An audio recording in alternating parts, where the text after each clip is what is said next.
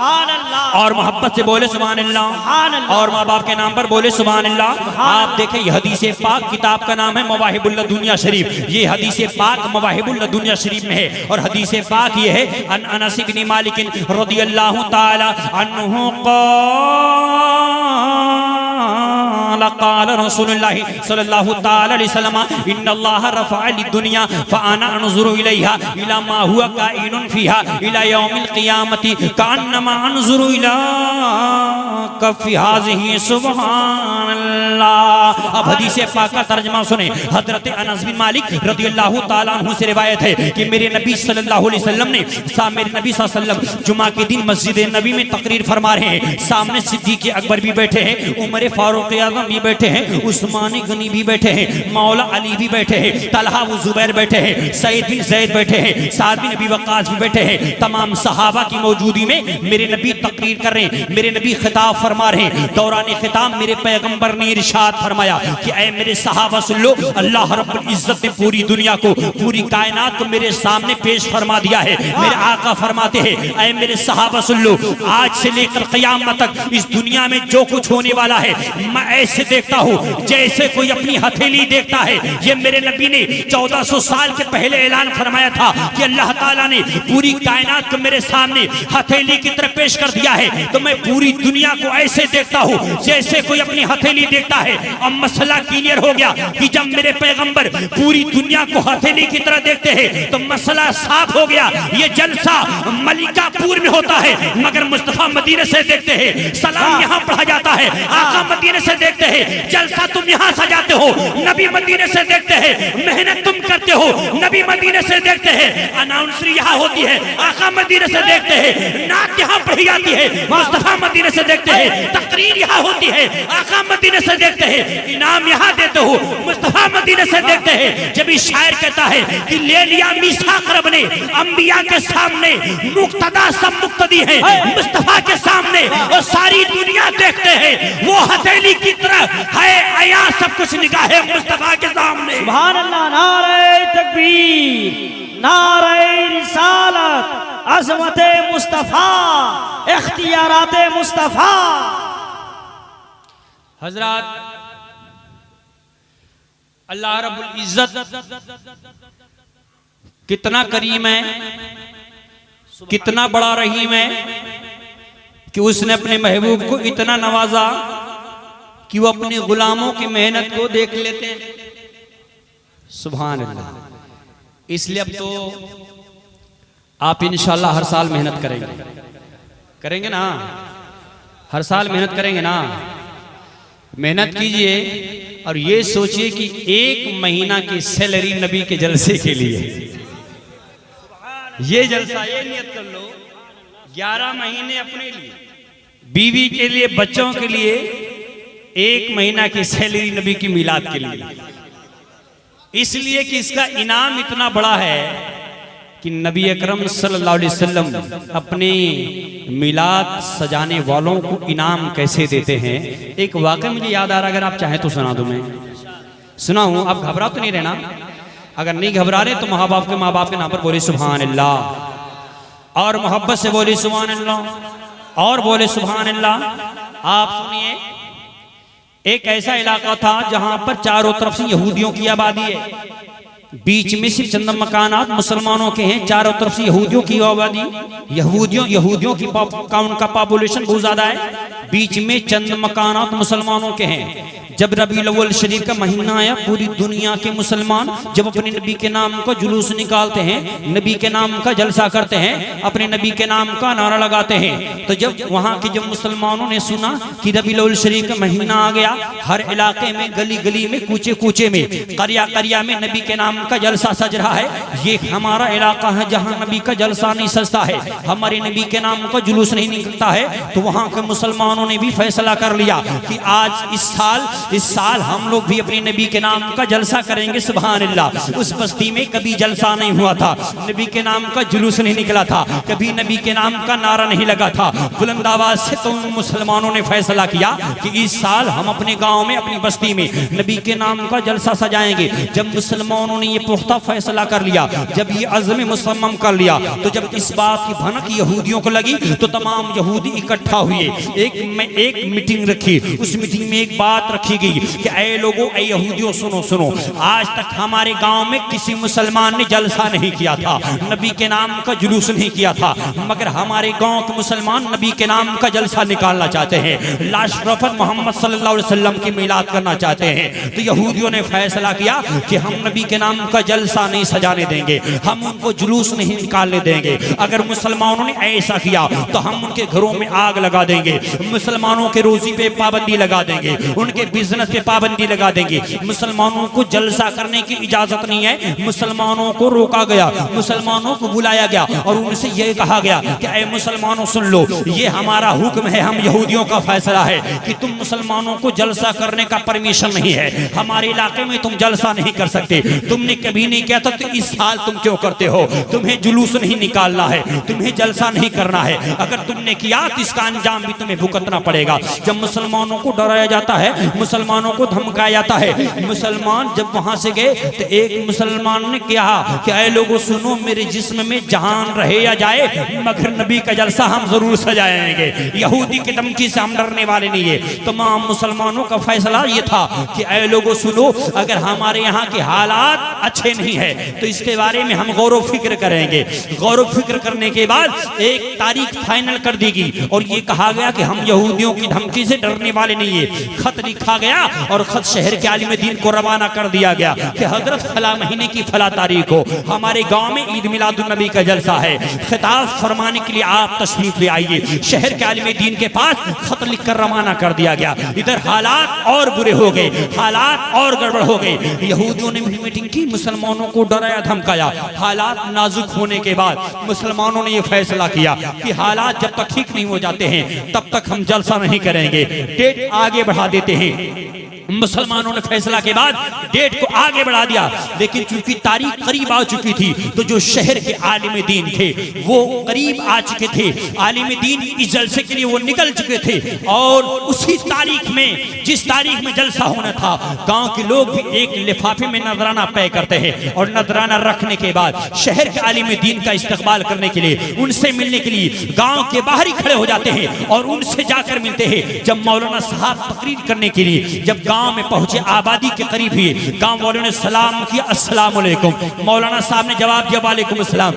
मौलाना साहब ने कहा, कहिए जनाब, ये गांव के बाहर कैसे इस्तकबाल कर रहे हैं? तो गांव वालों ने कहा, हजरत ये आपका नजराना है, आप नजराना लीजिए और आप तशरीफ ले जाइए। तो मौलाना साहब चौंके, कहा ये जिंदगी का पहला जलसा है कि तकरीर से पहले नजराना हमें ये गांव के बाहर ही मिल गया, ये कितने शरीफ लोग हैं। तो मौलाना साहब ने कहा, लोगों हजरत बात दरअसल ये है कि जलसा इस बार अभी नहीं होगा, जलसा कुछ दिनों के बाद होगा। तारीख मुलतवी कर दी गई है, जब जलसा की तारीख कंफर्म कर दी जाएगी तो हम आपको बता देंगे। तो मौलाना साहब ने कहा, गांव वालों ये कौन सी बात है कि जब तारीख करीब आ गई, तकरीर के लिए मैं हाजिर हो गया, तब तुम कहते हो कि जलसा नहीं होगा? आखिर बात क्या है, रीजन क्या है? तो गांव वाले कहते, हजरत बात यह है कि हमारे यहाँ का माहौल खराब है, यहाँ के यहूदी हमें धमकी देते हैं कि हम नबी का जलसा नहीं कर सकते और अगर हमने किया तो वो दंगा कर देंगे, हमारे बिजनेस पे पाबंदी लगाएंगे, हमारे बच्चों को मारेंगे। तो मौलाना साहब को ये सुन के जलाल आ गया। मौलाना साहब ने कहा कि ऐ लोगों सुनो, तुम यहूदियों की धमकी से डर के तुमने नबी के मिलाद की तारीख चेंज कर दी। इस अगर ऐसा ही रहा तो यहूदियों का हौसला बुलंद हो जाएगा और हम मुसलमान ऐसे हैं कि नबी के नाम पर, नबी के नामूस के लिए हम अपनी गर्दन तो कटा देंगे नबी, मगर नबी की मिलाद की तारीख नहीं बदली जाएगी। कहा ऐ लोगों सुनो, तुम जलसा करो ना करो, मगर मैं अकेला नबी की मिलाद आज पढ़ के जाऊंगा, जिंदा रहूं या जामे शहादत पी लूं। नारे तकबीर, नारे रिसालत, नारे रिसालत। कहा जिंदा रहूं या जामे शहादत पी लूं, आज नबी की मिलाद पढ़ के जाऊंगा। अब तो गांव वाले फंस गए। कहा ये तो मौलाना साहब बड़े खतरनाक निकले, ये तो मानने वाले नहीं है। लाख बनाने की कोशिश की गई लेकिन आलिम दीन ने कहा नहीं, हम बदलने वाले नहीं है। अगर आज हम बदल गए तो यहूदियों की आदत पड़ जाएगी डराने की, ये हमें बार बार डराने की कोशिश करेंगे, इसी बार आर पार की लड़ाई होगी, हम नबी का जलसा यहाँ से करके जाएंगे। गांव वालों ने कहा हजरत कैसे होगा? तो मौलाना साहब ने एक बात उनसे पूछी, ये बताओ क्या तुम्हारे गांव के आसपास यहूदियों की मुसलमानों की आबादी है कि नहीं? तो लोग कहते हजरत यहाँ पर बिल्कुल आबादी नहीं है, दूर दूर तक मुसलमानों की आबादी नहीं है। कहा कुछ भी नहीं, कहा 3 किलोमीटर की दूरी पर सिर्फ एक घर मुसलमान का है। तो मौलाना साहब कहते हैं कि चलो हम उसी एक मुसलमान को दावत देकर आते हैं, कम से कम एक हमारी तादाद तो बढ़ जाएगी। तो गांव वाले कहते हजरत उसे दावत देना बेकार है, क्योंकि वो सिर्फ नाम का मुसलमान है, वो काम का नहीं है, वो डाकू इंसान है, डकैती करता है, लोगों के घरों में चोरियां करता है, उसे दावत देना बेकार है, वो सिर्फ नाम का मुसलमान है। तो मौलाना साहब ने कहा ऐ लोगों सुनो, वो कुछ भी हो, वो डाकू हो, वो चोर हो, वो कुछ भी हो, मगर मुसलमान है तो दावत देना हमारा काम और हिदायत देना खुदा का काम। दावत हम देंगे, हिदायत अल्लाह रब्बुल इज्जत देगा। कहा क्या करेंगे? कहा चलो उसे दावत देकर आए। मौलाना साहब ने कहा उस डाकू का नाम क्या है? गांव वालों ने कहा हजरत उसका नाम है नूरा डाकू। कहा चलो हम नूरा को दावत देकर आएंगे। गए 3 किलोमीटर, शाम को गए, उसके घर पे पहुंचे, दरवाजे की कुंडी हिलाई, नूरा निकला और देखा इतनी बड़ी दाढ़ी वाले मौलाना साहब उसके घर के सामने, देख के डर गया। कहा मुझ चोर के घर के सामने मौलाना, ये आज कैसे उल्टा हो गया? कहा मुझसे तो मुसलमान भी नफरत करते हैं, तो इतने बड़े आलिम कैसे आ गए? डर गया। मगर आलिम दीन ने सलाम किया, अस्सलामु अलैकुम रहमतुल्लाहि व बरकातुहू।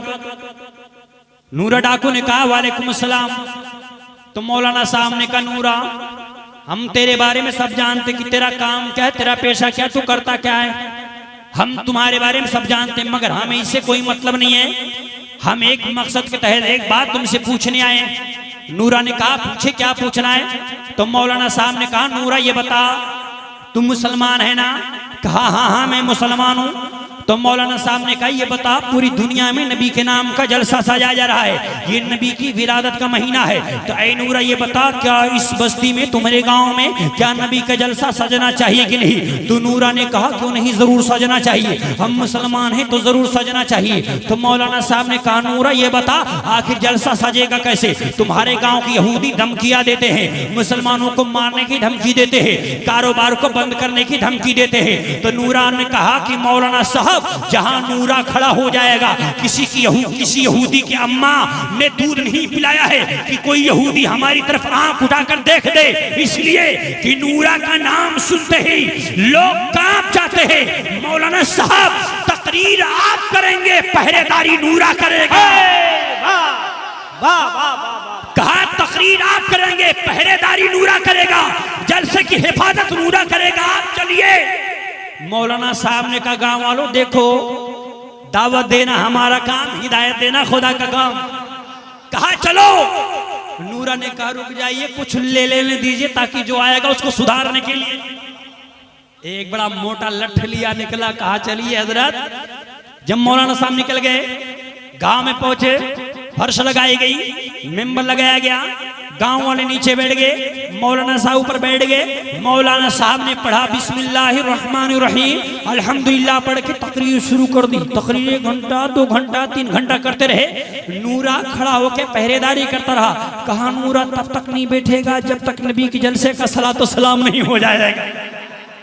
और बैठा नहीं नूरा, बैठा नहीं।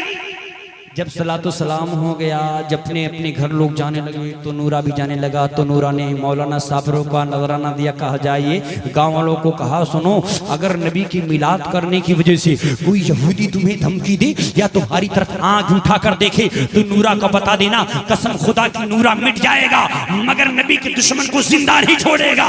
सुनो तुम जाओ, कोई बात होगी मुझे जरूर बताना।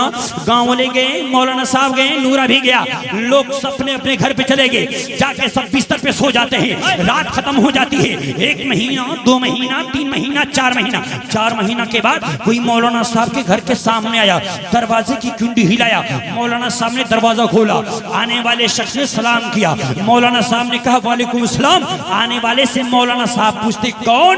तो आने वाला कहता हजरत पहचानिए मैं कौन हूँ। तो मौलाना साहब ने कहा नहीं पहचाना, नाम बताओ, तारुफ बताओ, इंट्रोडक्शन कराओ। तो उसने कहा हजरत भूल गए इतनी जल्दी आप मुझे पहचानिए मैं कौन हूँ। तो मौलाना साहब ने कहा नहीं पहचानता, तारुफ कराओ, नाम बताओ, इंट्रोडक्शन कराओ। तो कहा हजरत 4 महीने के पहले आप मेरे घर मुझे दावत देने गए थे नबी का जलसा करने के लिए, मैं वही नूरा डाकू हूँ जिसे आप दावत देने मेरे घर गए थे। तो मौलाना साहब देख के चौंके।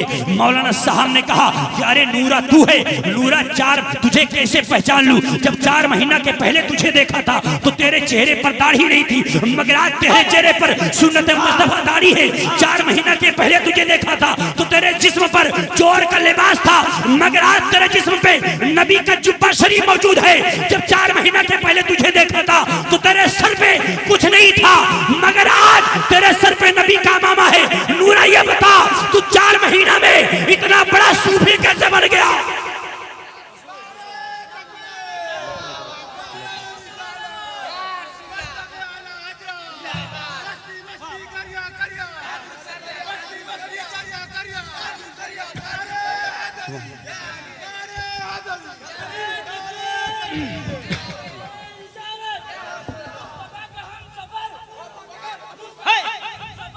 अबू बकर अबू बकर अबू बकर अबू बकर अबू बकर अबू बकर अबू बकर अबू बकर अबू बकर अबू बकर अबू बकर अबू बकर अबू बकर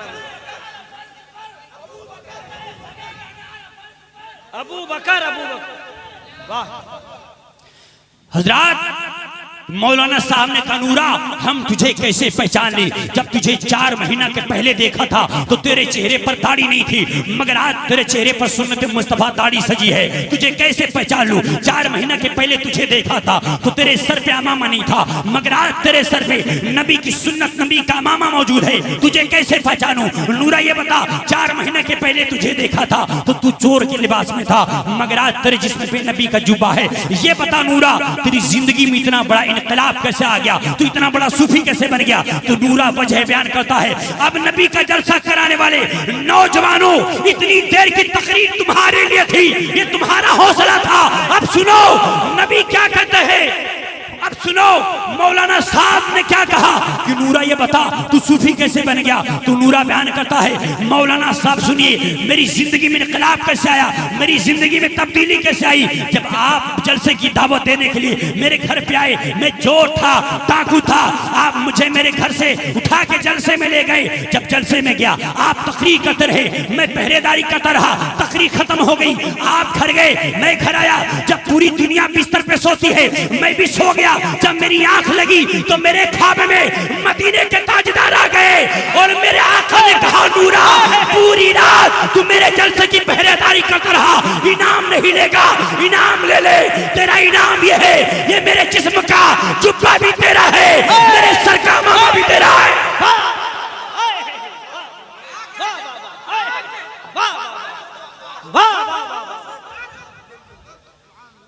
कहा इनाम नहीं लेगा।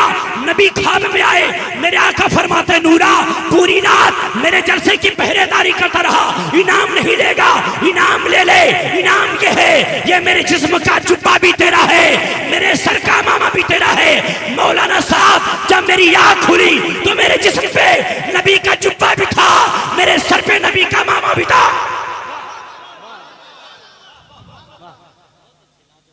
कहा जिसके सर पे नबी का अमामा हो चोर कैसे बन सकता है? जिसके सर पे, जिसके जिस्म पे नबी का जुब्बा हो चोर कैसे हो सकता है? जब से ख्वाब में नबी ने अमामा दिया, मेरे नबी ने मेरे सर पे अमामा रखा, मेरी जिंदगी बदल गई, दिल में सिर्फ मदीना लेके टहलता हूं। हजरात आप खुशनसीब हैं कि आपने नबी की मिलाद सजाई है, आप सीरतुन नबी का जलसा सजा रहे हैं। इसका इनाम आप दुनिया वालों से इसकी तमन्ना मत कीजिएगा, इसका इनाम तो तुम्हें सैयदुल अबरार अता फरमाएंगे, इसका इनाम तो तुझे आमिना के लाल अता फरमाएंगे, इसका इनाम तो वो पैगंबर देगा जिस पैगंबर ने, जिस नबी ने हजरत आदम की इमामत की है, हजरत इब्राहिम की इमामत की है, हजरत मूसा की इमामत की है, हजरत ईसा की इमामत की है। हजरात, ये जलसा सजाए क्यों जाता है? एक इत्तिहाद का पैगाम देने के लिए। आज का जो हमारा उन्वान है, जो हमें पैगाम उन्वान दिया गया था, इस्लाह मुआशरा और हमारी कौम जो बिखरी हुई है, हमारे यहाँ इत्तिहाद नाम की कोई चीज़ नहीं है। कोई इस प्लेटफॉर्म पे जा रहा है तो कोई उस प्लेटफॉर्म पे जा रहा है। लोगों की राय नहीं बैठती है, लोग किसी दीनी मसले पे मुत्तफिक नहीं होते हैं। मेरी मिल्लत के नौजवानों, हुजूर हाफिज मिल्लत बानी अल-जामिअतुल अशरफिया मुबारकपुर आजमगढ़, आप इरशाद फरमाते हैं, इत्तिहाद जिंदगी है, इख्तिलाफ मौत है। अगर अपनी कौम को बेदार और जिंदा रखना चाहते हो तो आप मुत्तहिद हो जाओ, अपने अंदर इत्तिहाद पैदा करो। और अगर आप अगर ये सोच कर चल रहे हैं कि हमें अपने अंदर कोई इनकलाब नहीं पैदा करना है, हमें अपने बच्चों को हमेशा जाहिल ही बना के रखना है, अनपढ़ ही बना के रखना है, हमारे बच्चे इस दुनिया में गूंगा बहरा बन की जिंदगी गुजारेंगे।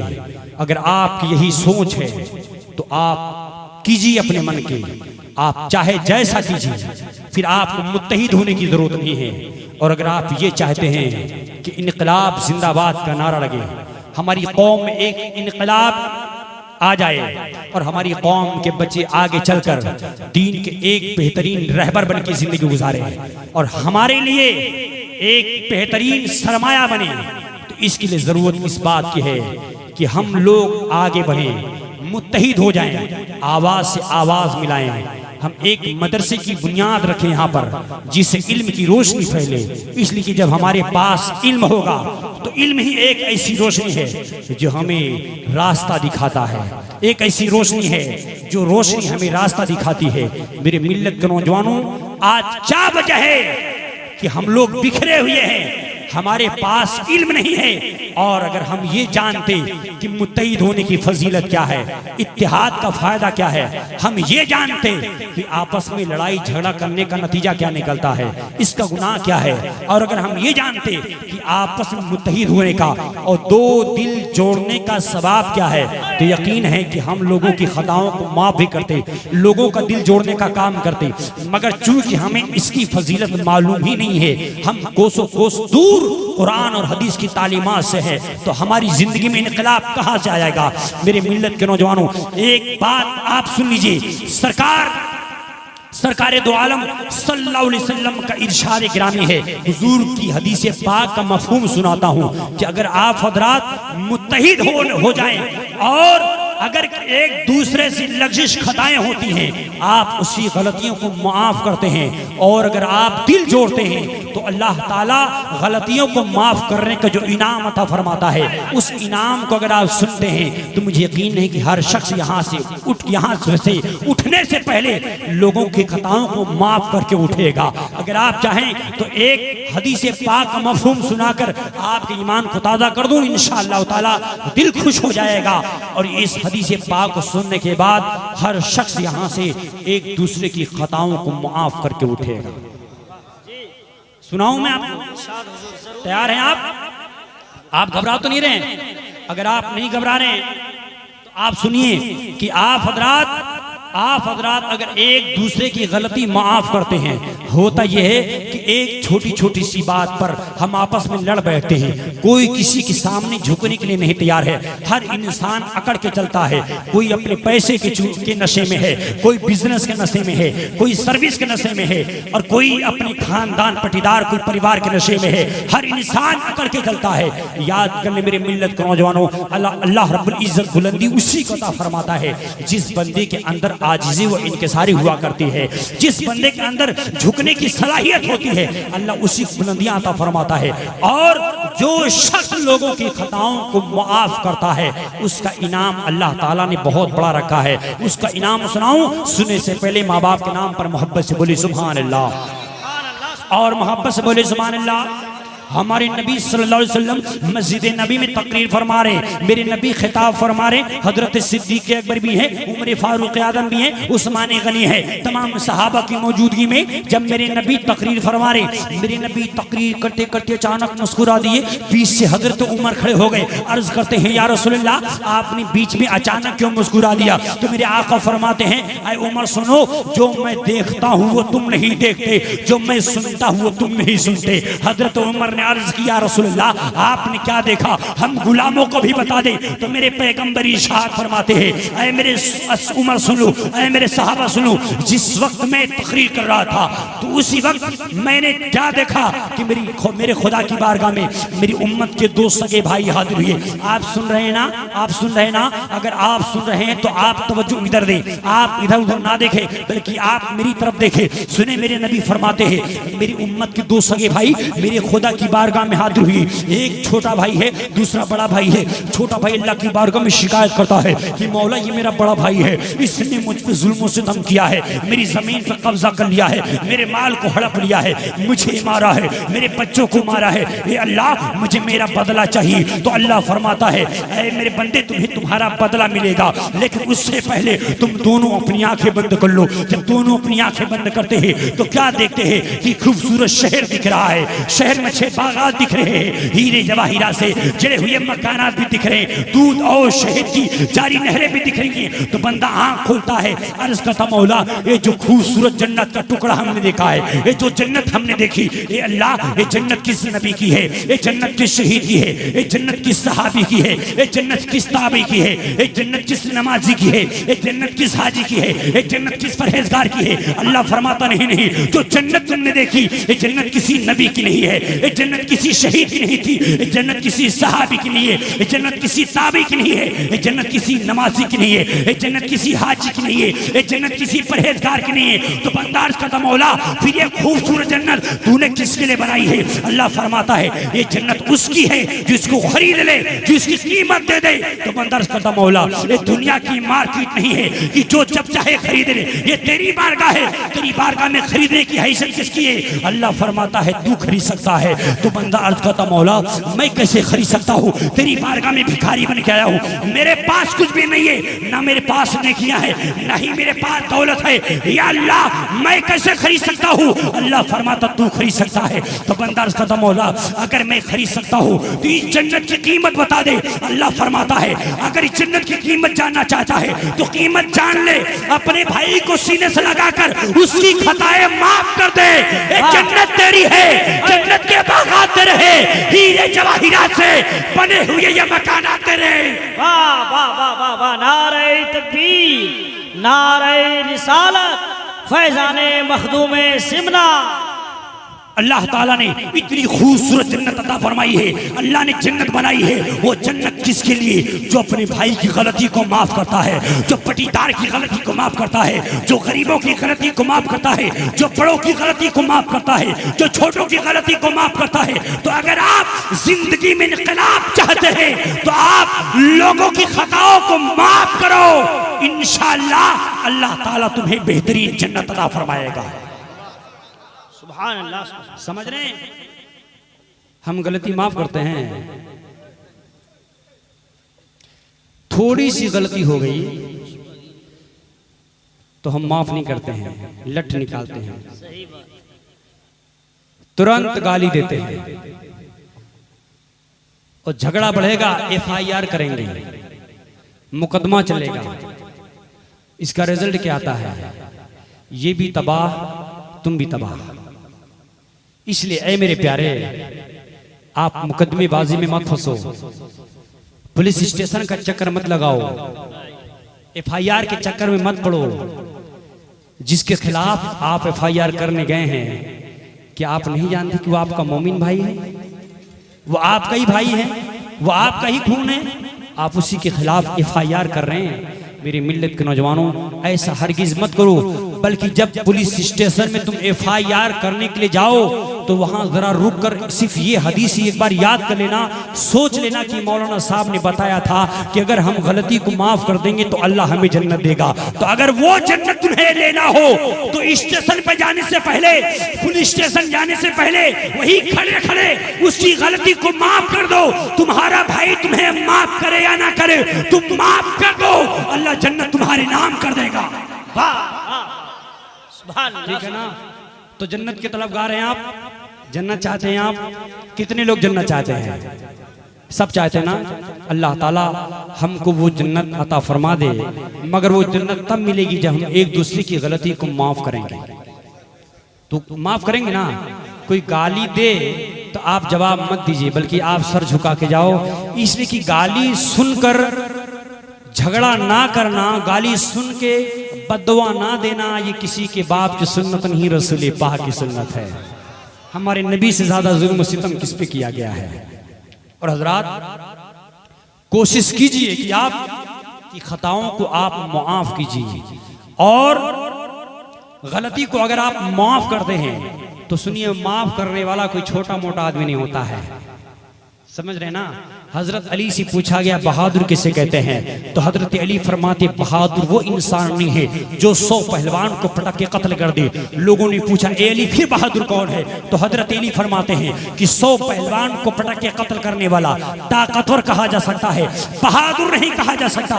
बल्कि बहादुर तो वो इंसान है जो मुजरिम के जुर्म के बाद, जो पड़ोसी की लग़ज़िश के बाद, जो खता के बाद, जो इंसान इंतकाम नहीं लेता बल्कि जो सीने से लगा के खताएं माफ करता है, वो इंसान बहादुर होता है। समझ रहे हैं? और हजरात एक बात सुनिए, हमारे यहाँ हमारा सीना जो है वो इश्क़ रसूल का मदीना नहीं बना है, बल्कि हसद और कीना का शहर बन चुका है। हसद और कीना, भाई को भाई से कीना, रिश्तेदार को रिश्तेदार से कीना, बेटा को बाप से कीना, बाप को बेटे से कीना, आपस में एक दूसरे के पटीदार है, रिश्तेदार है, एक ही खून है, मगर उससे कीना। कैसे मोमिन हैं हम? हमारे सीने में कीना, जिस दिल में मदीना हो उस दिल में कीना नहीं होता कभी। तो अपने दिल में मदीना बसाइए, कीना को मत बसाइए। समझ नहीं आया? कीना को मत बसाइए, बल्कि अपने दिल में मदीना बसाइए। जो इंसान अपने दिल को कीना से पाक रखता है और उसके दरमियान एक नेक अमल की आदत बन जाए, तो वो कल मैदान महशर में बगैर हिसाब के बख्शा जाएगा। बताऊं कौन सी नेकी है वो नेकी ये है कि अगर दो भाई, दो पड़ोसी अगर आपस में लड़ते हों, तो जो इंसान जाके उन दोनों का दिल मिला के एक कर दे। हमारे यहाँ होता यह है कि अगर दो लोग लड़ते हों तो तीसरे को बड़ा मजा आता, कहा अब मजा आएगा देखने में, है ना? अब मजा आएगा देखने में, जब मार होगी, जब लट चलेगा तो बड़ा मजा आएगा, बड़ा लुत्फ मिलेगा। ये हमारी सोच। और कुछ लोग तो बेचारे इतने स्पेशलिस्ट हैं लड़ाने में कि जाके मियाँ बीवी को लड़ा देते हैं, भाई भाई को लड़ा देते हैं, बेटे को बाप से लड़ा देते हैं, इधर की बात उधर, उधर की बातें उधर, लोगों को आपस में लड़ा देते हैं। मगर मेरे प्यारे, जो इंसान लड़ाता नहीं है, बल्कि जो इंसान दो टूटे दिल को जोड़ देता है, तो अल्लाह ताला उसे क्या इनाम देगा, मेरे नबी उसे क्या इनाम अता फरमाते हैं, उसके लिए मेरे नबी की क्या बशारत है, सुना दो, इंशाल्लाह दिल खुश हो जाएगा। सुनाऊं? अगर सुनने के लिए आप बेदार हैं, अगर आपको नींद नहीं आ रही है, अगर आपको अच्छा लग रहा है, तो आप एक बार हाथ उठाकर बोले सुभान अल्लाह, और माँ बाप के नाम पर बोले सुभान अल्लाह, और मोहब्बत से बोले सुभान अल्लाह। मेरे नबी की बारगाह में, मेरे नबी की खिदमत, उम्मुल मोमिनीन अम्मा आयशा सिद्दीक़ा रज़ियल्लाहु ताला अन्हा मेरे नबी की खिदमत कर रही हैं। मेरे नबी की रहमत का दरिया जोश में आया, मेरे आका फरमाते आयशा तुम मेरी खिदमत कर रही हो, ये आयशा मेरी रहमत का दरिया जोश में है, ये आयशा जो चाहो मांग लो, आज जो मांगोगी पाओगी, जो मांगोगी तुमको दे दूंगा। अम्मा आयशा सिद्दीक़ा सोचने लगी, हमारे नबी ने हमको बड़ा, इतना बड़ा इख्तियार दिया है, नबी से क्या मांगू? हजरत आयशा को समझ नहीं पाई, अर्ज़ करती करती या रसूलल्लाह मैं क्या मांगू, मुझे कुछ समझ में नहीं आता है, या रसूलल्लाह आप मुझे इजाजत दी, मैं आपके यारे गार सिद्दीक़ अकबर से जाके पूछ लूँ मुझे क्या मांगना है। मेरे नबी फरमाते हैं आयशा तुम बहुत होशियार हो, ए आयशा जाओ मैंने तुम्हें इजाजत दी, जाकर सिद्दीक़ अकबर से पूछ लो तुम्हें क्या मांगना है। सुभान अल्लाह।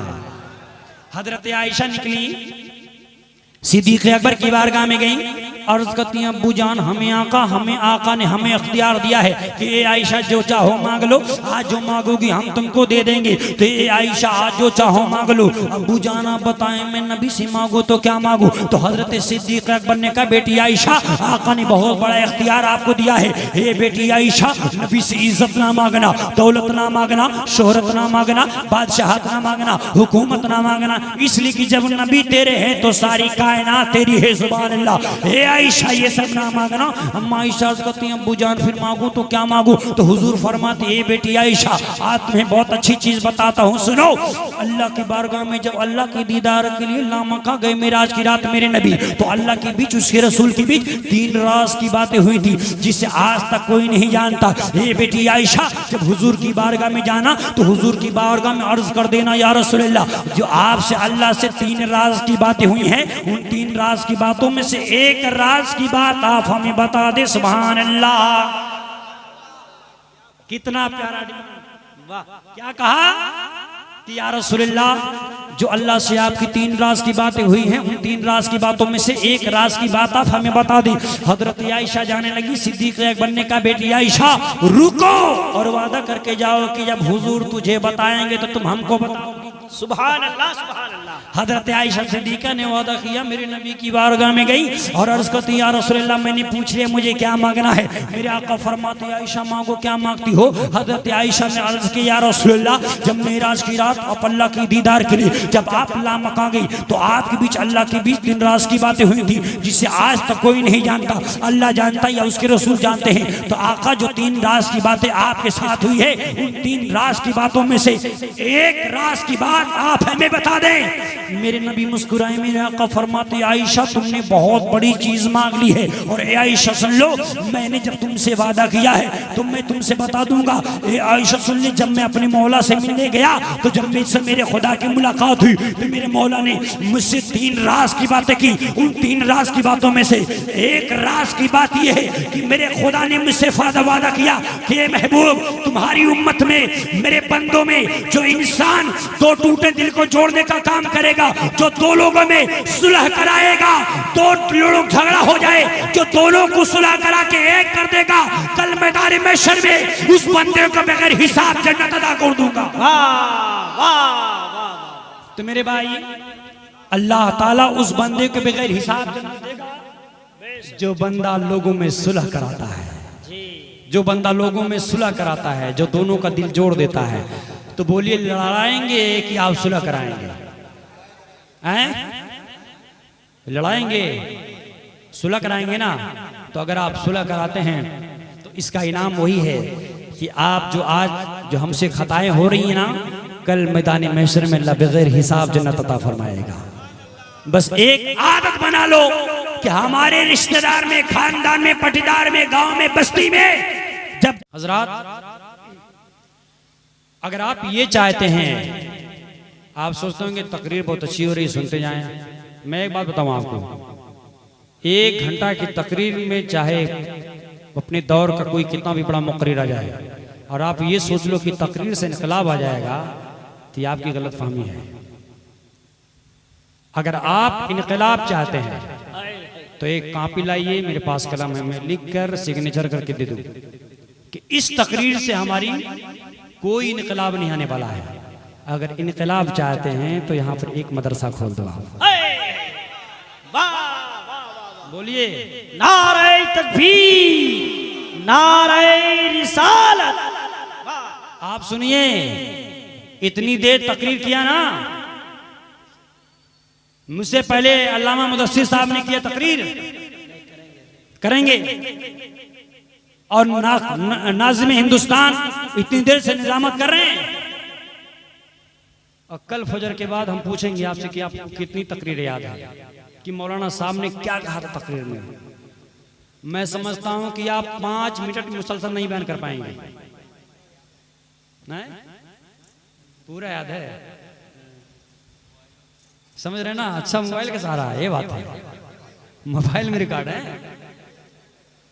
मेरे भाई सुने आप, तकरीर आप 5 मिनट के लिए सुनते हैं, ये चीजें हैं आप सुने, कुछ दिन के बाद ये बातें आपके दिल से निकल जाती हैं, समझ रहे हैं आप? लेकिन तालीम एक ऐसी चीज है, इल्म एक नूर है, इल्म एक ऐसा साथी है, एक ऐसा दोस्त है कि जिसने इल्म को अपना दोस्त बना लिया, तो इल्म एक ऐसा साथी है, आप घर में हैं तो आपके साथ इल्म आपके साथ में है, आप मैदान में हैं तो इल्म आपके साथ में है, आप बैंक में हैं तो इल्म आपके साथ है। आज हमारी हालत ये है कि आज हमें सही से नमाज पढ़ना तक नहीं आता है। अभी हमने अपनी कुछ बहनों से नमाज के ताल्लुक से पूछा तो उन्होंने कहा कि हम नमाज हमको पढ़ना नहीं आता है। अफसोस हुआ, अब बात उस एक खातून की नहीं है, अब इस बस्ती में कितनी ऐसी खातून होंगी जिनको नमाज पढ़ना नहीं आता है, हमारे कितने ऐसे नौजवान हैं जिनको नमाज पढ़ना नहीं आता है। और आप ये सोच लीजिए मेरे भाई, इस तकरीर से आपको नमाज पढ़ना आ जाए ये आपकी भूल है। तकरीर में आपका हौसला बुलंद किया जाता है, तकरीर में सिर्फ बेदार किया जाता है, नमाज नहीं सिखाई जाती, नमाज की फजीलत बयान की जाती है।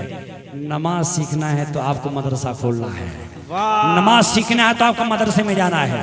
और अफसोस ये है कि जहां से हमें नमाज की तालीम लेनी है, कुरान पढ़ना सीखना है, हमने अपना घर बना लिया मगर इतनी बस्ती मिल के एक मकतब नहीं कायम कर सके।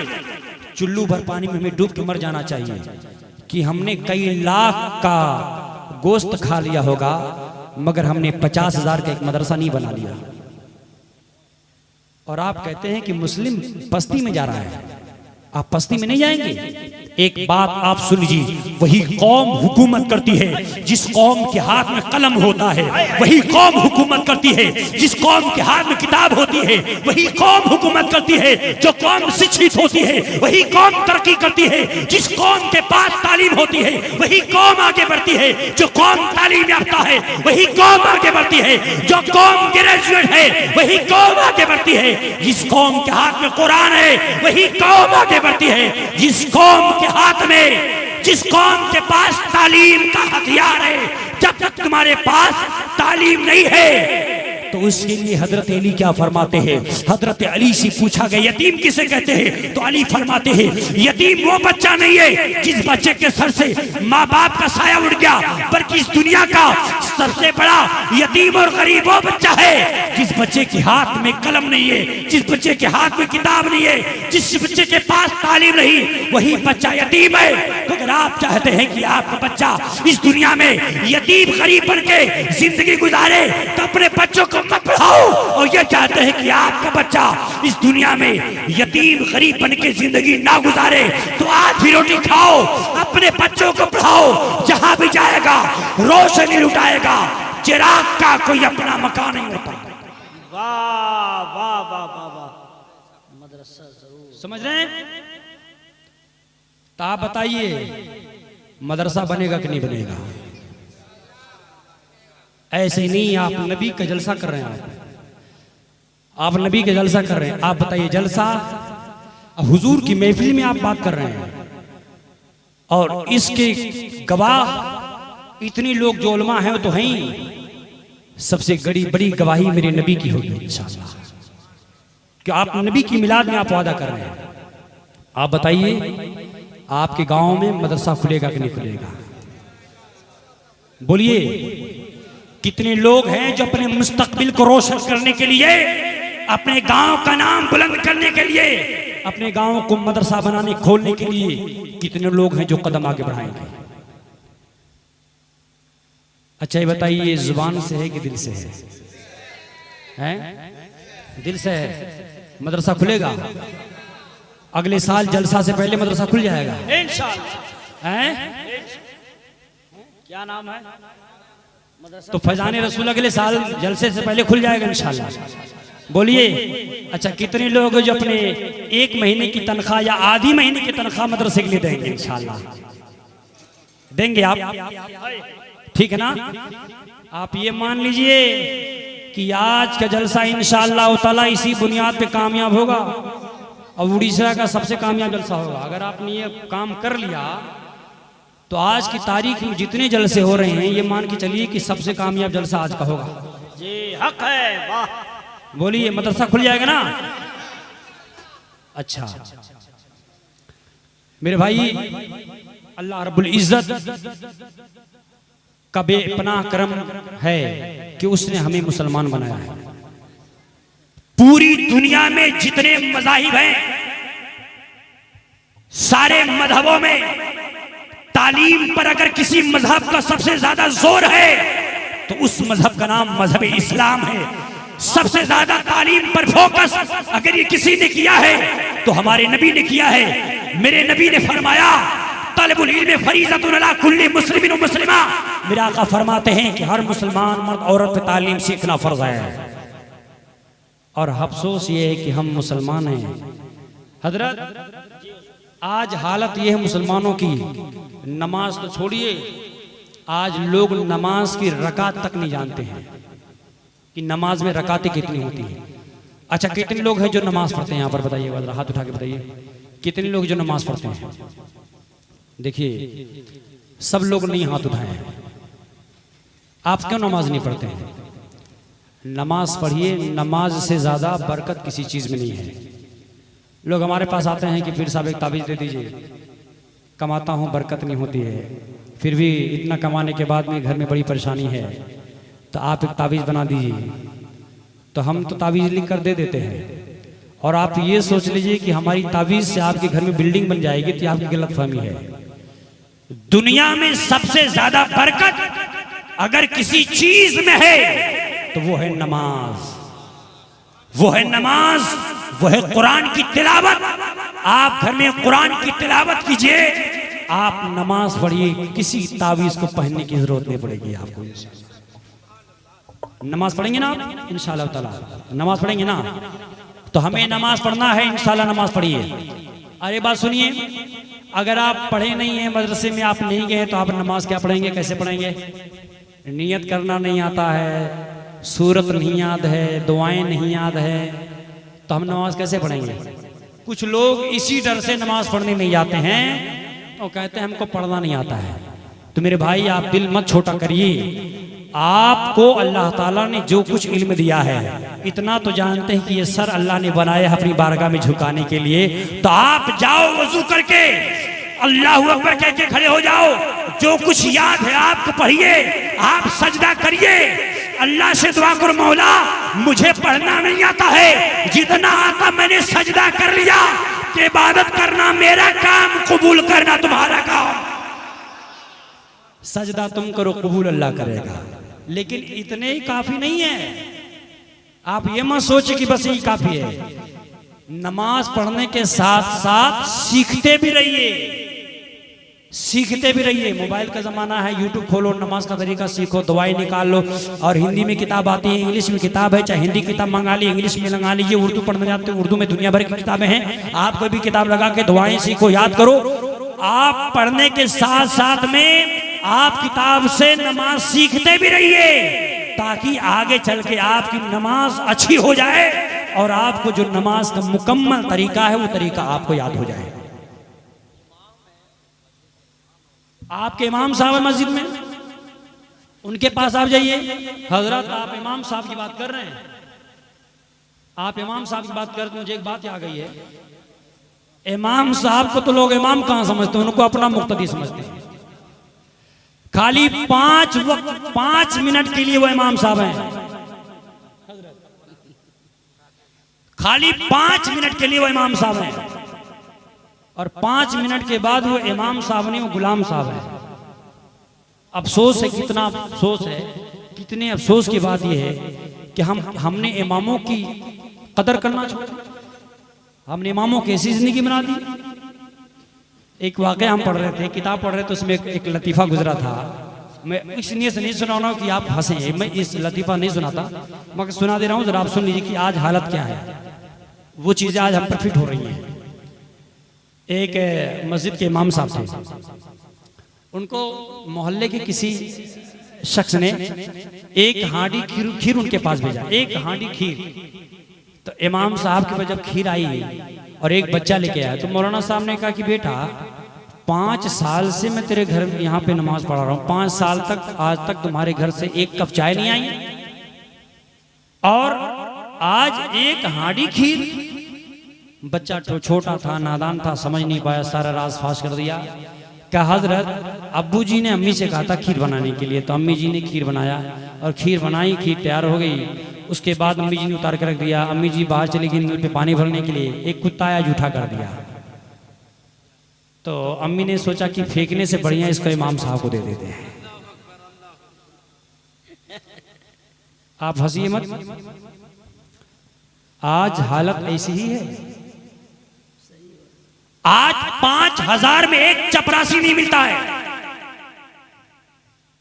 एक चपरासी जिसको अली पे नहीं, जिसको कुछ नहीं आता है, खड़े होकर पेशाब करता है, मगर 5000 में वो चपरासी नहीं मिलता है।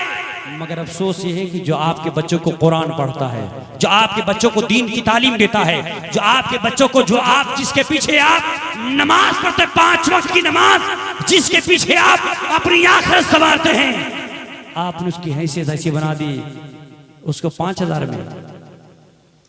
कितने अफसोस की बात है, जब तक आप अपनी कौम के रहबर को आप आगे नहीं बढ़ाएंगे, तब तक हम भी आगे नहीं बढ़ सकते। आप आलिमों की इज्जत दीजिए। आप कहते हैं हमारे गांव के मौलवी साहब है, इनको क्या आता है, इनको कुछ आता नहीं है, बात बात झगड़ लेते हैं, इनको तौहीन करने लगते हैं। तौहीन मत करो, ये नाइब रसूल है, ये नाइब रसूल है।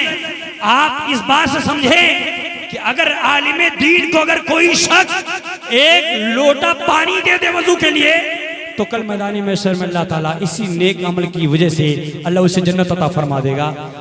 तो अगर हम आलिम दीन की बेहतरीन इज्जत करें, खिदमत करें, अच्छा नजराना दे, तो हम समझते हैं कि पूरा मोहल्ला जन्नत में जाएगा इंशाअल्लाह। समझ रहे हैं आप? तो आलिम दीन की आप इज्जत कीजिए। हुजूर फरमाते जिसने किसी आलिम दीन से सलाम किया उसने मुझसे सलाम किया, जिसने किसी आलिम दीन से मुसाफा किया मुझसे मुसाफा किया। तो अगर जो आलिम दीन की तौहीन कर रहा है, किसकी तौहीन कर रहा है? आप खुद सोचिए। हुजूर फरमाते जिसने किसी आलिम दीन से मुसाफा किया उसने मुझसे मुसाफा किया। तो जिसने किसी आलिम दीन की तौहीन की उसने किसकी तौहीन की? ऐ मेरे भाई, हमें अपने इमाम की इज्जत करनी चाहिए, इसलिए कि हमारा इमाम है, वही हमारे मोहल्ले की शान है, हमारे मोहल्ले की जीनत है। हमारे बच्चों को कुरान पढ़ाता है और वो हमें 5 वक्त की नमाज पढ़ाता है। हमारा इमाम है, तो हम अपने इमाम को इमाम की हैसियत से जाने, इंशाअल्लाह हमारी दुनिया भी अच्छी हो जाएगी, हमारी आखिरत भी अच्छी हो जाएगी। हजरात, मैं अर्ज ये कर रहा था तालीम की कि आज हालत ऐसी है कि पूरी दुनिया में जितने मज़ाहिब हैं, सबसे ज्यादा कई गुजरी कौम अगर कोई है इस दौर में तो मुस्लिम कौम है। और 1400 साल के पहले सबसे शिक्षित कोई कौम थी तो मुस्लिम कौम थी। मगर आज सबसे कई गुजरी कोई कौम है तो मुस्लिम कौम है। आप बताइए, आप में कितने लोग जो कुरान शरीफ पढ़ना जानते हैं? कितने लोग हैं? बहुत कम लोगों ने हाथ उठाया। हाथ नीचे कीजिए। आप लोग कुरान पढ़ना जानते हैं ना? आलिम उलमा तो है नहीं, आलिम उलमा तो स्टेज पर हैं, आप तो आलिम नहीं है। आप बताइए, आप में कितने लोग हैं जो MBBS हैं? बोलिए। आपकी पूरी बस्ती में कितने MBBS हैं? कितने लोगों ने पॉलिटेक्निक कर रखा है? कितने लोग डिप्लोमा है? आपके गांव में कितने IAS हैं? आपके गांव में कितने PCS हैं? कितने हैं? आपके गांव में कितने एडवोकेट हैं, वकील हैं? आप कहते हो मुसलमान बस्ती में जा रहा है। मोहल्ले में कितने मुफ्ती हैं? बोलिए। Not available.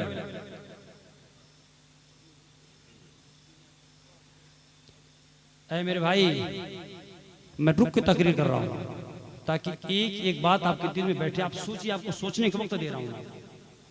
आप सोचिए कि आपके पास कौन सा ऐसा सरमाया है जिसकी बदौलत आप तरक्की करना चाहते हैं। ना आपके बच्चे IAS, ना आपके बच्चे पीसीएस, ना आपके बच्चे एडवोकेट, ना आपके बच्चे एमबीबीएस, ना आपके बच्चे मुफ्ती, ना आपके बच्चे कारी, ना आपके बच्चे हाफिज, ना आपके बच्चे आलिम। कैसे तरक्की करोगे? खाली बिरयानी खा के, कोरमा खा के तरक्की करना चाहते हैं आप? ऐ मेरे मिल्लत के नौजवानों, याद कर लें आप, अगर आप तरक्की करना चाहते हैं, अगर आप चाहते हैं कि इस जमाने में आपको कोई वकार हो, अगर अपनी आवाज बुलंद करना चाहते हैं, अगर अपने हक की लड़ाई लड़ना चाहते हैं, तो कलीम अशरफ नोमानी का पैगाम अपनी दिल की तख्ती पे नोट कर लो। जिस दिन तुम्हारे हाथ में कलम की ताकत आ गई, दुनिया एक तरफ, तुम एक तरफ, हर मैदान में तुम्हारा सिक्का चलेगा। जैसे कि सिक्का मेरे नबी के सहाबा का चलता था, क्योंकि मेरे नबी को अल्लाह के नबी ने ऐसी तालीम अता फरमाई थी कि जहां जाते थे इंसान तो इंसान है, पत्थर भी इनके दीवाने हो जाते थे। और आज हाल हमारा क्या है? हमारे असलाफ के बच्चे थे 10 साल की उम्र में बड़े बड़े मुनाजरे जीत लेते थे। कितने साल की उम्र में? बोलिए, तेज बोलिए। 10 साल की उम्र में बड़े बड़े मुनाजरे फतह कर लेते थे। और आज हमारा हाल क्या है? ये वाकया सुना कि आप लोगों ने? नहीं सुना है? सुना दूं? अच्छा सुना दे दो। मोहब्बत से बोली सुभान अल्लाह, और मोहब्बत से बोली सुभान अल्लाह। आप देखिए, एक मुसलमान का मजमा है, मुसलमान की स्टेज है, और एक प्रोग्राम चल रहा है, यहूदी आलिम है, मुसलमान की स्टेज पे आ गया, कुर्सी पे आके बैठ गया, और बड़े फख्र के साथ कहता है, मुसलमानों तुम्हारा मजहब सच्चा मजहब नहीं है, बल्कि हमारा मजहब सच्चा मजहब है। और अगर तुम लोग ये मानना चाहते हो, ये अगर मनवाना चाहते हो कि तुम्हारा मजहब सच्चा मजहब है, तो तुमको हमारे 3 सवाल का जवाब देना पड़ेगा। तुम हमारे 3 सवाल का जवाब दे दो, हम भी समझ लेंगे कि तुम्हारा मजहब अच्छा मजहब है। उसने मुसलमानों के सामने 3 सवाल रखा। पहला सवाल ये था कि मुसलमानों, अगर अल्लाह है तो अल्लाह इस वक्त क्या कर रहा है? अल्लाह है तो अल्लाह इस वक्त क्या कर रहा है? दूसरा सवाल यह है कि अल्लाह है तो अल्लाह से पहले कौन, अल्लाह से बिफोर कौन, अल्लाह को किसने पैदा किया, अल्लाह कहां से आया? तीसरा सवाल यह है कि अगर अल्लाह है तो अल्लाह इस वक्त कहां है? ये 3 सवाल, 3 क्वेश्चन। सारे मुसलमान, सारे मजमे में सन्नाटा छा गया। महफिल से एक 10 साल का बच्चा उठा और बच्चे ने कहा, ऐ यहूदी आलिम, तेरे सवाल का जवाब हम देंगे। सुभान अल्लाह। कितने साल का बच्चा? 10 साल का। बोले कितने साल का बच्चा? 10 साल का बच्चा खड़ा हो गया, कहा, यहूदी आलिम, तेरे सवाल का जवाब हम देंगे। यहूदी आलिम ने कहा, बच्चे तेरे खेलने, खाने, घूमने की उम्र है, ऐ बच्चा तू हमारे सवाल को जवाब नहीं दे सकता, तुम्हारी अंडरस्टैंडिंग इतनी अच्छी नहीं है। तो बच्चे ने तड़प कर कहा कि मेरी उम्र पे ना जा, बल्कि ये देख, ये मेरा सीना, सीना नहीं बल्कि इश्क़ रसूल का मदीना है। तू सवाल कर, तेरे हर सवाल का जवाब हम देंगे। यहूदी ने कहा, बच्चे अगर तुम्हें इतना ही कॉन्फिडेंस है तो जवाब दो। बच्चे ने कहा, तुम्हारा सवाल क्या है? यहूदी आलिम ने अपना सवाल रखा, कहा, अगर अल्लाह है तो अल्लाह इस वक्त क्या कर रहा है? दूसरा सवाल, अल्लाह है तो अल्लाह से पहले कौन? तीसरा सवाल यही, अल्लाह है तो अल्लाह इस वक्त कहाँ है? तो बच्चे ने कहा, सबसे पहले मेरे एक सवाल का जवाब दो, फिर मैं तुम्हारे सवाल का जवाब दूंगा। यहूदी आलिम ने कहा, बताओ तुम्हारा सवाल क्या है? तो बच्चे ने कहा, हमारा सवाल यह है कि हमारा सवाल यह है कि सवाल करने वाला छोटा हो, सवाल करने वाला बड़ा होता है, या जवाब देने वाला बड़ा होता है? यहूदी आलिम ने कहा, बच्चे जो सवाल करता वो छोटा होता है, जो जवाब देता बड़ा होता है। तो बच्चे ने मुस्कुरा कर कहा कि जब सवाल करने वाला छोटा होता है, जवाब देने वाला बड़ा होता है, तो आप सवाल कर रहे हैं, आप छोटे हैं, मैं जवाब दे रहा हूं, मैं बड़ा हूं, तो आप आइए कुर्सी से नीचे बैठ के सवाल कीजिए, मैं बड़ा हूं, मैं कुर्सी पे बैठ कर जवाब दूंगा। तुम छोटे हो, कुर्सी से नीचे आके सवाल करो, मैं बड़ा हूं, कुर्सी पे बैठ के जवाब दूंगा। यहूदी शर्मिंदा हुआ, कुर्सी से नीचे गया। बच्चा आया, मुस्कुरा के कुर्सी पे बैठ गया, बोला, हमने जवाब दे दिया। यहूदी आलिम ने कहा, बच्चा जवाब तो दे, क्यों मुस्कुरा रहा है? बच्चे ने कहा, अल्हम्दुलिल्लाह मैंने तेरा जवाब दे दिया। यहूदी आलिम घबरा गया, बोला, बच्चे अभी तो तुमने कुछ बोला ही नहीं, तुमने जवाब कब दे दिया? बच्चे ने कहा, अल्हम्दुलिल्लाह मैंने जवाब दे दिया। अरे तूने पूछा ना कि अगर अल्लाह है तो अल्लाह इस वक्त क्या कर रहा है, तो देख ले मेरा मौला क्या कर रहा है। मेरा मौला एक यहूदी आलिम को जलील करके उसे कुर्सी से नीचे फेंक दिया, और मुसलमान के बच्चे को अल्लाह ने इज्जत देके उसे कुर्सी में बिठा दिया। सुभान अल्लाह, सुभान अल्लाह। अल्लाह ने उसे कुर्सी बिठा दिया। यहूदी आलिम शर्मिंदा हुआ, कुर्सी से नीचे कहा अच्छा ठीक है दूसरे सवाल का जवाब दो। बच्चे ने कहा बताओ तुम्हारा दूसरा सवाल क्या है? तो यहूदी आलिम कहता मेरा दूसरा सवाल ये है कि अगर अल्लाह है तो अल्लाह से पहले कौन? अल्लाह को किसने पैदा किया? अल्लाह कहाँ से आया? बच्चे ने कहा ये बताओ तुम पढ़े लिखे आदमी हो कि बिल्कुल गंवार हो, कहाँ पढ़ा लिखा इंसान हो? तो बच्चे ने कहा अगर तुम पढ़े लिखे आदमी हो तो तुमको गिनती याद होगी। बोला गिनती बिल्कुल याद है। कहा गिनती गिनकर सुनाओ। तो यहूदी आलिम गिनती गिनता है। बोला 1 2 3 4 5 6 7 8 9 10। बच्चे ने कहा रुक जाओ, उल्टी गिनती से गिन सकते हो? बोला बिल्कुल गिन सकता हूँ। कहा उल्टी गिनती गिनकर सुनाओ। कहता 10 9 8 7 6 5 4 3 1 पे आकर हो गया। तो बच्चे ने कहा रुको मत, गिनती को जारी रखो। वो घबरा गया। कहता बच्चा अरे तुमने गिनती गिनने को कहा तो मैंने 1 से लेकर 10 तक गिना। उल्टी गिनती गिनने को कहा तो 10 से लेकर 1 तक गिना। अब 1 से पहले कुछ नहीं होता है तो क्या गिनूं? तो बच्चा मुस्कुरा कर बोलता है कि सुन ले, जब 1 से पहले कुछ नहीं होता है तो कुरान का ऐलान है कुल हुवल्लाहु अहद अल्लाहु समद लम यलिद वलम यूलद वलम यकुल लहू कुफुवन अहद। जब कुरान का ऐलान है कि अल्लाह एक है, जब 1 से पहले कुछ भी नहीं तो मेरा खुदा भी एक है, मेरे खुदा से पहले कुछ नहीं। वाह। कहा तीसरे सवाल का जवाब। बच्चे ने कहा बताओ तुम्हारा तीसरा सवाल क्या है? कहा तीसरा सवाल ये अगर अल्लाह है तो अल्लाह इस वक्त कहाँ है? बच्चे ने कहा एक चिराग लाया जाए। चिराग लाया गया। बच्चे ने कहा इसे जलाया जाए, रोशन किया जाए। रोशन किया गया। बच्चे ने कहा बताओ इसकी रोशनी किस तरफ है? तो उत्तर देखा तो कहा इसकी रोशनी उत्तर भी है। दक्षिण देखा तो कहा इसकी रोशनी दक्षिण भी है। पश्चिम देखा तो कहा पश्चिम भी है। पूरब देखा तो कहा पूरब भी है। ऊपर देखा कहा ऊपर भी है। नीचे देखा कहा नीचे भी है। कहा बच्चे इस चिराग की रोशनी तो चारों तरफ है। तो अल्लाह उस बच्चे ने जवाब दिया कि सुन ले, जब चिराग की रोशनी चारों तरफ है तो सुन ले मेरा खुदा भी नूर है, मेरे खुदा का जलवा भी चारों तरफ है। अल्लाह का बंदा जहां से अपने खुदा को पुकारता है खुदा उसकी आवाज वही सुनता है। अल्लाह का चाहने वाला, अल्लाह का बंदा जब उसे मस्जिद में आवाज देता है अल्लाह उसकी फरियाद मस्जिद सुनता है। जब मैदान में पुकारता है अल्लाह उसकी आवाज मैदान से सुनता है। जब उस बंदे को, जब बंदा अल्लाह को जंगल पुकारता है अल्लाह उसकी आवाज वहां सुनता है। बंदा जहां भी अपने मौला को आवाज देता है हमारा खुदा हमारी आवाज वही सुनता है।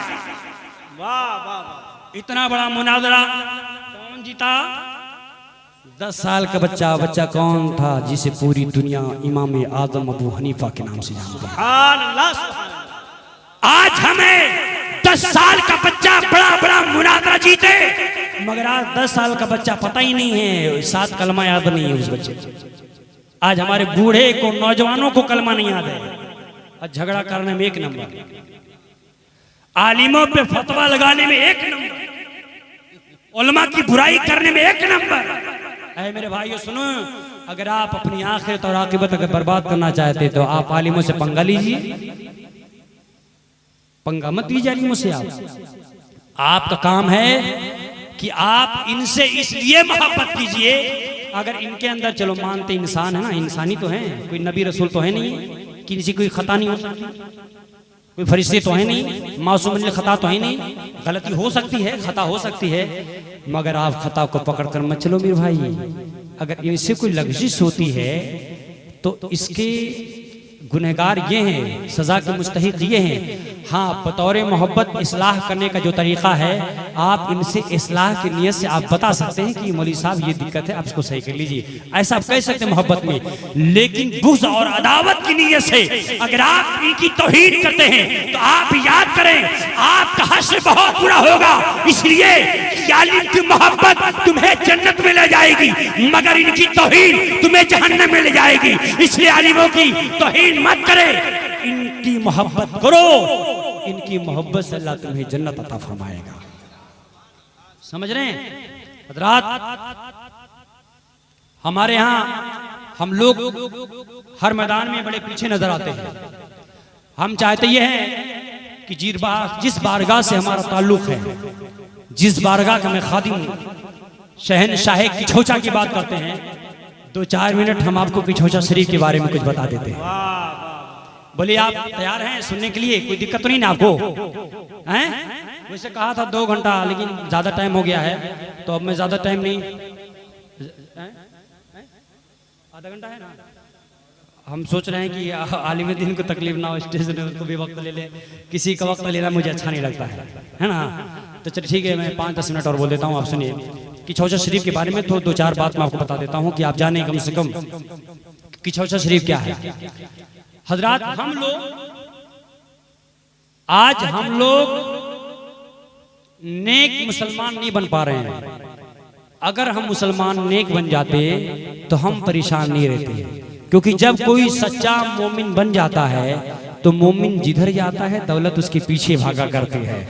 मोमिन जिधर जाता है, वो एक मोमिन था, वो एक मोमिन थे जहां हमारे असलाफ गुजर चुके हैं। एक मोमिन थे सरकार मुजाहिदे मिल्लत, पूरे उड़ीसा को फतह कर लिया, सिक्का अरबो अजम में बचता था। एक मोमिन थे सरकार आला हजरत का जब कलम चलता बड़े बड़े वहाबियों की धज्जियां उड़ जाती, ऐवाने कुफ्र में ज़लज़ला आ जाता। फाज़िले बरेलवी सरकार का कलम जब चलता तो बड़े बड़े लोगों की सांस टूट जाती थी। और सरकार गरीब नवाज उनका जब कदम चलता था तो हवाएं पत्थर भी उनके सलाम किया करते थे। सरकार ख्वाजा गरीब नवाज, सरकार गौस आजम जब चला करते थे तो उनकी हुकूमत इंसान जिन्नातों पर हुआ करती थी। और आप किछौछा पहुंचिए, जब किछौछा के ताजदार नबी के सच्चा गुलाम वफादार बन गए तो वो शेर समझ में आ गया कि मोहम्मद से वफा तूने तो हम तेरे हैं, ये जहां चीज है क्या लोहो कलम तेरे है।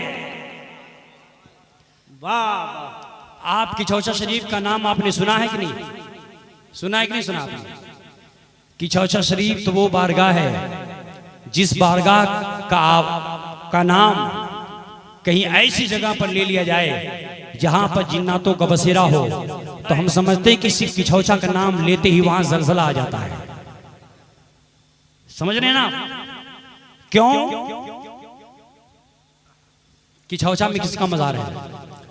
सरकार सैयद मखदूम अशरफ जहांगीर सिमनानी रदियल्लाहु ताला अन्हु, तारिक सल्तनत महबूब अज़दानी, गौसुल आलम, कुदुतुल कुबरा, अमीर कबीर सुल्तान सैयद मखदूम अशरफ जहांगीर सिमनानी रदियल्लाहु ताला अन्हु, जो सिमनान के सल्तनत के बादशाह थे।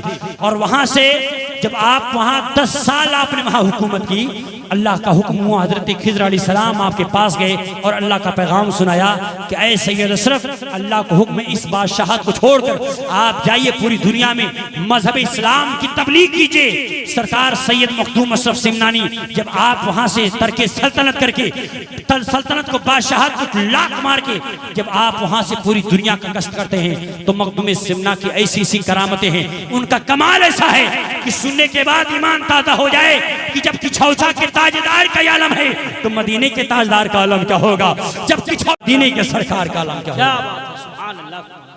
सरकार मखदूम अशरफ सिमनानी रदियल्लाहु ताला अन्हु,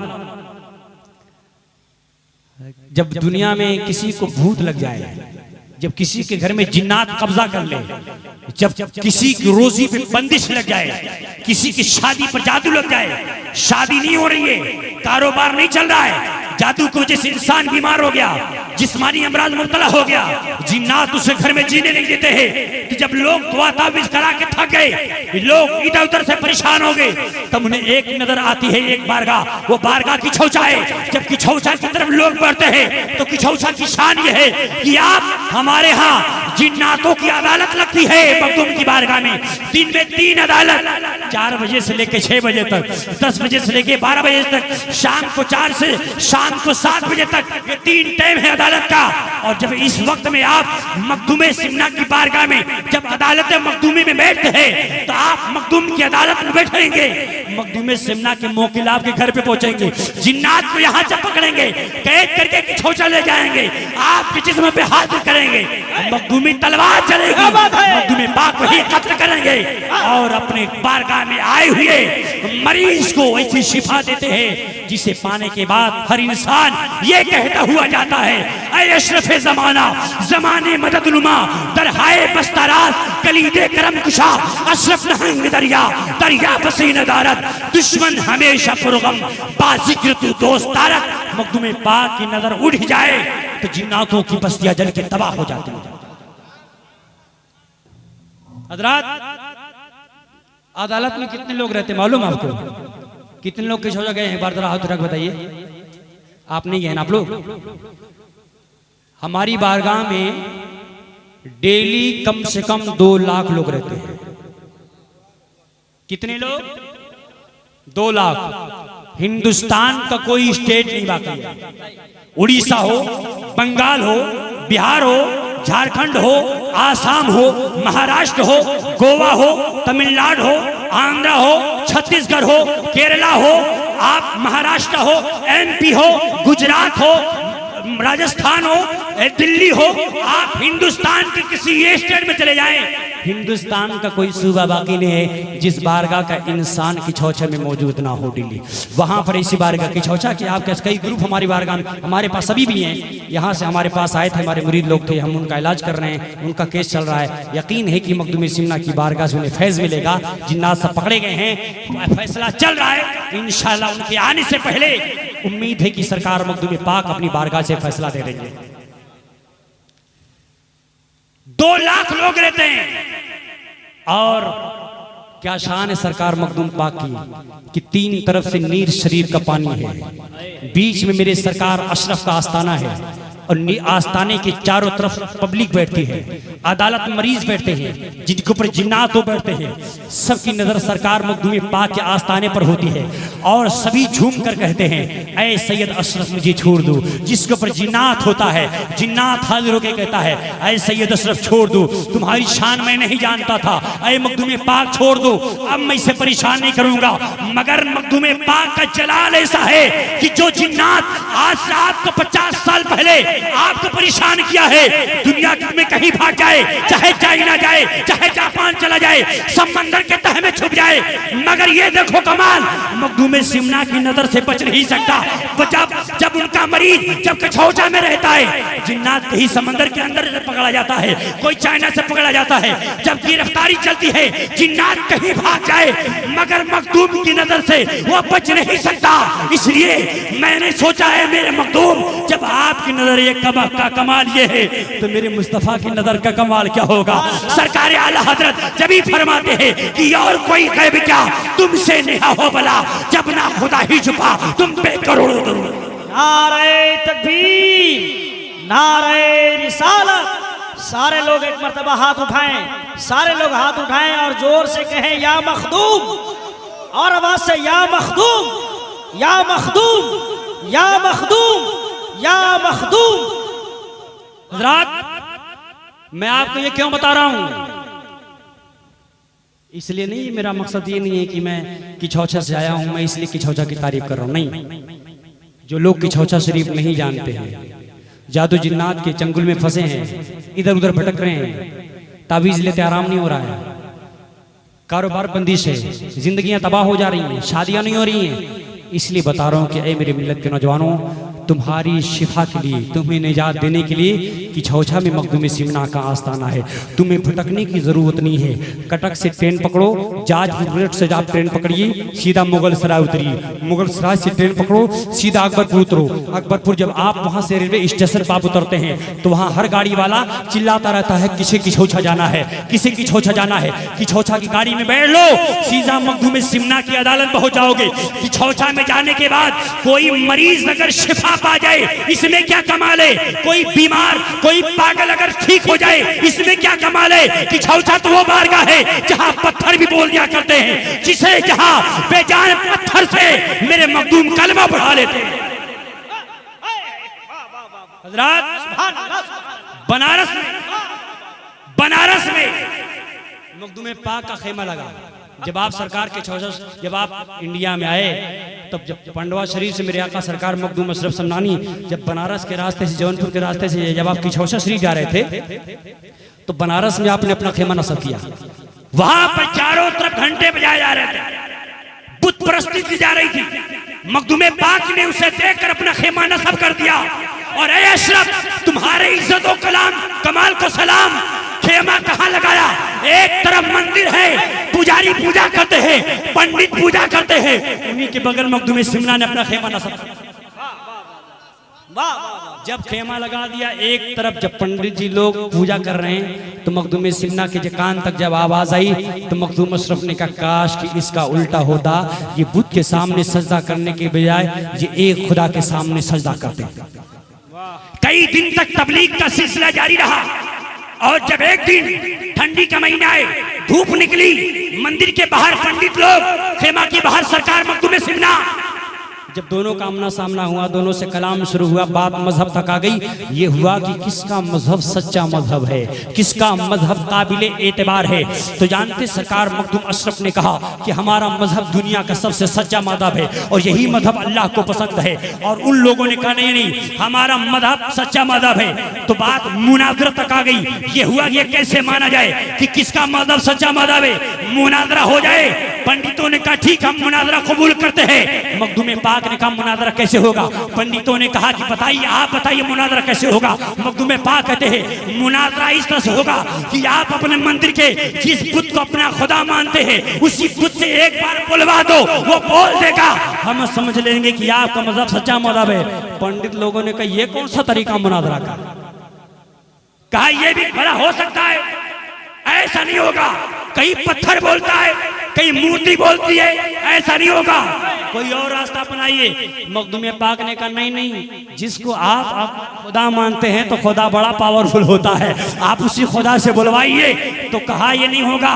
तो मखदूम पाक ने कहा अगर ये नहीं होगा तो आप हार मान लीजिए, ये कहिए कि हमारा मजहब सच्चा मजहब है। उन लोगों ने कहा, पंडितों ने कहा ये कैसे मान ले, अगर आप तो जरा आप बुलवा के दिखाओ। मखदूम पाक ने कहा चलो जिसको तुम अपना खुदा मानते हो, जो आज तक तुम्हारे कहने से नहीं बोला, आज उसे मैं बुलवाता हूँ। गए मंदिर के बाहर खड़े हो गए और खड़े होने के बाद आप बुत के सामने खड़े होकर ऐलान करते हैं, ऐ बुतो अगर मोहम्मद अरबी का मजहब सच्चा मजहब है तो पढ़ कलमा ला इलाहा इल्लल्लाह मोहम्मद रसूलुल्लाह। मंदिर के जितने बुत थे जुबान खुल गई, आवाज आई, कलमा पढ़ते हैं ला इलाहा इल्लल्लाह मोहम्मद रसूलुल्लाह।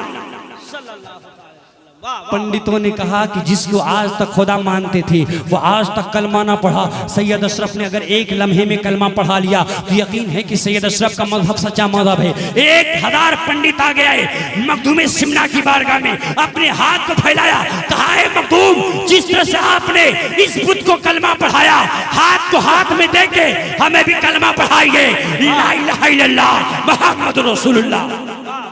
सुभान अल्लाह सुभान अल्लाह। तो अगर किछौछा में बीमार शिफा पा जाए तो इसमें क्या कमाल है। किछौछा तो वो है जहां पे जान पत्थर भी कलमा पढ़ते हैं। वाह वाह हजरत एक करामत देखिए, मखदूम पाक की बारगाह में एक पानी है, पोखर है। हजरत लोग जानते हैं जिसको नीर शरीफ बोलते हैं। क्या बोलते हैं?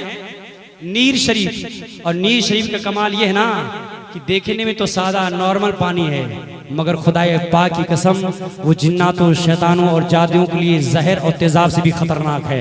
जिस किसी को जिन्नात लग जाता है, अगर हाजिरी खुलती नहीं हो, जिन्नात अंदर छुप के बैठा हो, जब अल्लाह की जात की कसम जब वो पानी उसके मरीज के ऊपर डाला जाता है तो जिन्नात ऐसे चीखता है जैसे किसी पे तेजाब डाल दिया जाए, उसका जिस्म जलने लगता है, वो चीख मारता है। ऐसे ही जब वो नीर का पानी जब उसके जिस्म पे डाला जाता है तो ऐसी चीखें मारता है। तो मैंने कहा मेरे मखदूम आपका कमाल ये है कि आपका कदम पाक आप अपने हाथ से पानी ऊपर डाल दिया, अपने हाथ को पानी से टच कर दिया तो ये पानी आपका गुलाम हो गया। फिर करबला में हुसैन पानी के लिए पैसे प्यासे हो सकते हैं। मुझे यकीन है कि ऐ हुसैन आप इशारा फरमा देते तो फुरात का पानी भी आपकी गुलामी में उतर जाता। और हजरत हमारे किछौछा शरीफ में एक आस्ताना बिलाई बीवी का है। जी हुजूर, सुनेंगे नहीं आप लोग? जी जी सरकार। बिल्ली का आस्ताना, जिसे बिलाई बीवी का आस्ताना बोलते हैं किछौछा शरीफ में। बिलाई बीवी कौन है? बिलाई हमारी देहाती जुबान में, हमारे गांव की जुबान में बिल्ली को बिलाई बोलते हैं, समझ रहे ना। और बिल्ली कौन थी? मखदूम पाक के टुकड़े पे पलने वाली बिल्ली थी। खुदाए पाक की कसम, ये वाकया आप सुने 5 मिनट में दिल खुश हो जाएगा। क्या कमाल है मेरे मखदूम का, सुना दूं आपको? आप घबराते नहीं ना? तो मोहब्बत से बोली सुभान अल्लाह। आप भागेंगे नहीं ना? वैसे तो टाइम तो पूरा ही हो गया है, मगर ये आखिरी करामत की बताकर मैं अपनी बात खत्म कर रहा हूं कि एक बिल्ली का कमाल देखिए आप, क्या कमाल है मतलब मखदूम की का, मेरे मखदूम का।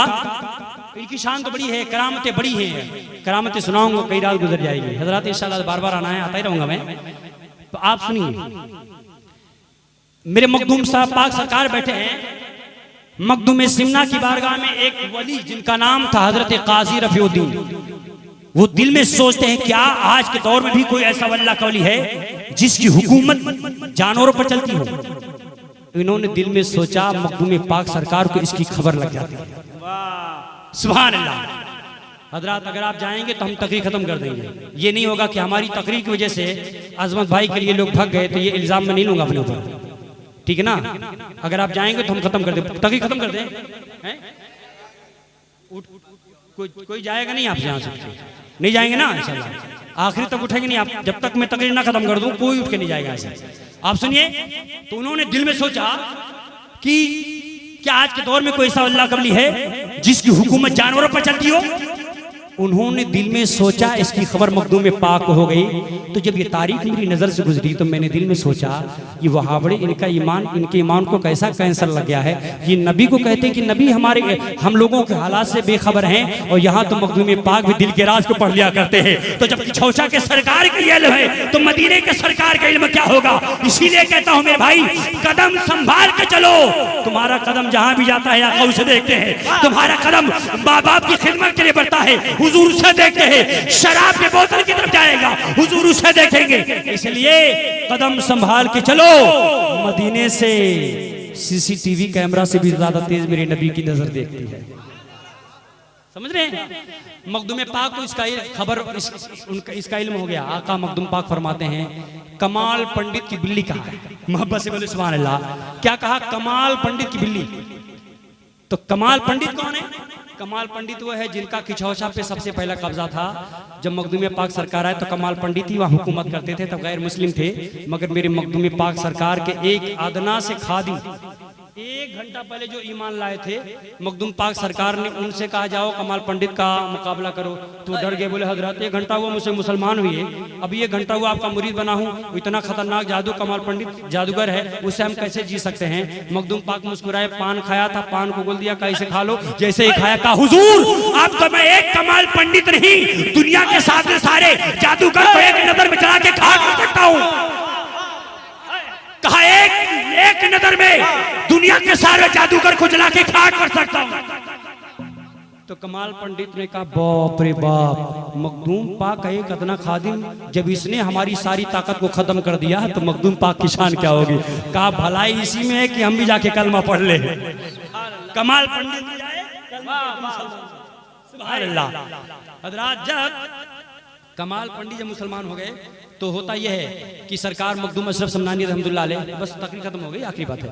मखदूम पाक रज़ियल्लाहु ताला अन्हु, आपने बिल्ली को बुलाया, अपने सामने बिठाया, बिल्ली आके सब सामने बैठ गई। आपने पढ़ा बिस्मिल्लाहिर्रहमानिर्रहीम अल्हम्दुलिल्लाह, अल्लाह की तारीफ किया, अल्लाह के रसूल की तारीफ किया, हकीकत शरीयत मारिफत का बयान शुरू किया। जब बयान शुरू करते हैं, बिल्ली बैठी थी, बैठते बैठते झूमने लगी, बिल्ली मस्त हो गई, और कुछ ही देर के बाद बिल्ली का होशो हवास गायब हो गया।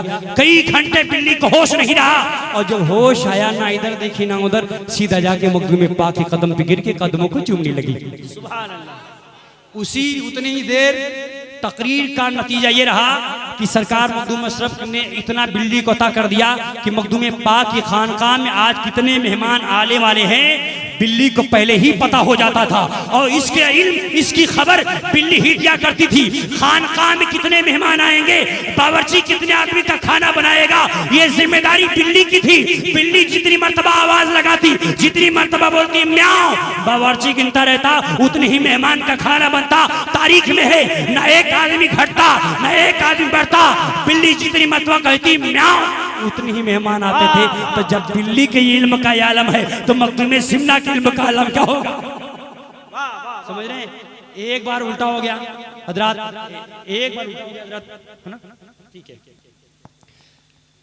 टाइम बहुत ज्यादा हो गया है, आखिरी बात है। जब बिल्ली हाँ टाइम हो गया बिल्ली, बस आखिरी बात है। एक बार ऐसा हो गया कि एक मेहमान घट गया, एक मेहमान का खाना घट गया, एक मेहमान बढ़ गया।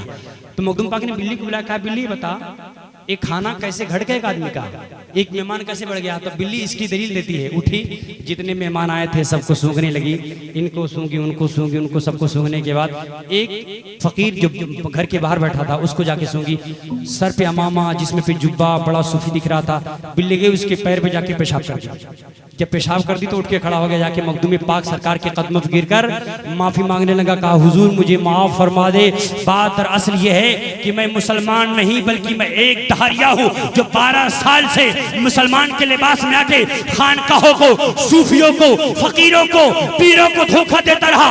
और मैंने ये सोचा जो मेरे हवाल से वाकिफ हो जाएगा, जो मेरे राज को फाश कर देगा, मैं समझ लूंगा वही पहुंचा हुआ है, उसी के हाथ पे कलमा पढ़ के मुसलमान। लेकिन मेरे सरकार यहाँ उल्टा है, अशरफ तो अशरफ है, अशरफ के टुकड़े पे पलने वाली बिल्ली ने मेरे राज को फाश कर दिया। मेरे आका जब आपकी बिल्ली का ये कमाल है तो आपका कमाल क्या होगा। मुझे कलमा पढ़ाइए ला इलाहा इल्लल्लाह मुहम्मद रसूलुल्लाह। तो ये कमाल है कि छोटा का ये शान है ताजदारी सिमना की। अल्लाह ताला की बारगाह में दुआ है कि मौला ताला हम लोगों को नमाजी बनाए, सरकार मखदूम सिमना के सदक़े में हमें हाजी बनाए, परहेजगार बनाए, मुत्तकी बनाए, अहकाम शरीयत पे चलने वाला बनाए। और जिन नौजवानों ने जलसा सजाया है अल्लाह ताला इन लोगों को खूब तरक्की दे, इनकी कमाई में बरकत दे, इनके बाजू में बरकत दे। अल्लाह ताला इनकी हर मुसीबत को दूर फरमाए। अस्तगफिरुल्लाह रब्बी मिन कुल्ली ज़ंबि व अतूबु इलैहि व आखिरु दावाना अनिल हम्दुलिल्लाहि रब्बिल आलमीन। अस्सलामु अलैकुम व रहमतुल्लाहि व बरकातुहू।